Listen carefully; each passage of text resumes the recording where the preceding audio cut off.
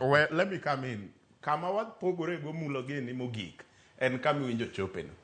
Gin gimoro amora ging'iyo e perspective mar yudo telo. Ok ging'i kaka Kenya ngima as a country nyalo dongo magike kiwango moro ma ji temor kawacho ni wan jo Kenya kata bed ni ng'at mana support ok oyudo iloch. But wamor ni wan jo Kenya kaka pinje moko are very proud being an American, in very proud makata ng'ati ok obede telo. Mane gima wan watemo timo mondo Kenya obede kiwango ma ji temor kendo ka wadhi e yiero to wawacho ni yiero no timore maber ng'atwa ne orem rema to kwa wuoge yiero ni no mawa gin mano ok gitim iwinjo gimomulo ling iwinjo gimomulo keto wago ka mbaka momulo keto wago ka we atieki mbaka miketo wago ka en ni wamany kaka wadwa kwelo nikech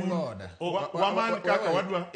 gimote omulo temo nyisowa nopuonjowa mondo wang'i mbele wamany yore rode mitonygo wamany kaka ikwelo ni mane puonj momu ok wakaw puonj abila no umulo wan wamanyo Kenya ma ji te oherore to koyombi tiye koyomba taye nikech referee right of reply just give him time an gi right of reply onge kumwacho ni gikwele onge kumwacho ni gikwele